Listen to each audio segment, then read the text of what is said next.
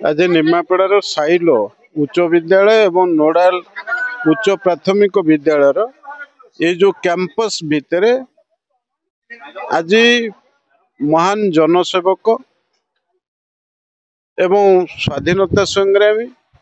एवं शिक्षा नीति की परिवर्तन करने जी चिंता करी सत्यवादी वन विद्यालय तैयारी करथिले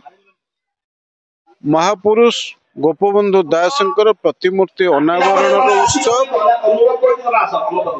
तेणु सही उद्देश्य रे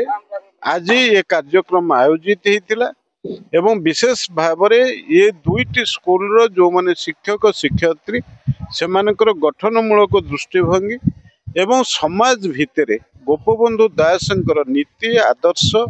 एवं तांको गुणवत्तार प्रचार प्रसार आमर छोट पिला मानक भितर केमती प्रचारित हब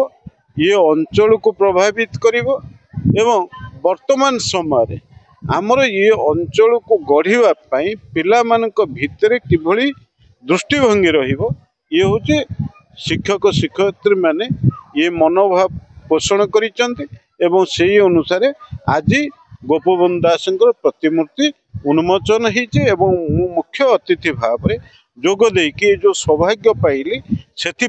ये स्कूल समस्त शिक्षक शिक्षयित्री मु स्वतंत्र भाव में धन्यवाद दूँ। देखो अनेक समस्या भितर निर्दिष्ट भाव में ये स्कूल आमर झील पिला जो टॉयलेट आवश्यकता अच्छी सांसद भाव में मु ये दायित्व नहीं निश्चित भाव में टॉयलेट व्यवस्था करा एवं तांकर जो बाउंडरी वाल एवं ऑडिटोरियम कथा अच्छी आमर उपमुख्यमंत्री प्रभाती परिड़ा ताकू करने मुझे अनुरोध करी एवं आमर जो मैंने आज गेस्ट थिले सांसद प्रतिनिधि थिले निश्चित भाव में से उद्यम करेंगे एवं विशेष भाव में आमर एनएसी जे भाइस चेयरमैन अछंती संतोष दास सी उद्यम करेंगे ये स्कूल जहाँ आवश्यकता अच्छी ताकू पूरण करा पुण्यात्मा उत्कलमणि गोपबंधु 148तम जयंती अवसर जयंती अवसर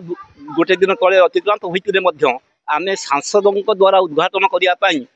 आज स्थिर करूँ मानव सांसद आसी उद्घाटन कले ये अंचलवासी पुण्यात्मा गोपबंधु प्रतिमूर्ति स्थापन स्कूल अत्यंत खुशी छात्र छात्री मैंने पुरातन छात्र छात्री मान बद्यान अवदान जो यह संभव हो पारी केवल जो धन्यवाद दूसरी अंचलवासी नुहे ताहा पुरातन छात्र छात्री मान धन्यवाद दूसरी आम स्कूल 5T को जाइतिला जो 5T पिला माने पिंडी टिके करदे गले सब बेले आम मन दुख ये पिंडीटा कौन खाली रहिबो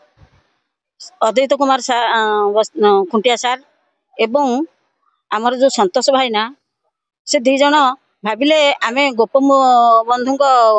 मूर्ति आनी स्थापन करूँ से मागणार मिलूँ आम आग्रही प्रकाश कलु और से चेष्टा कलु जहाँ से किसी है ना तापर आम आमर निजे पुरातन छात्र मान साहाय्य नहीं आम निजे किसी खर्च करी आम जहाँ आज एत बड़ कम करूँ से अन्य मानक धन्यवाद अर्पण करुँचे निजे निजक धन्य भावुँ।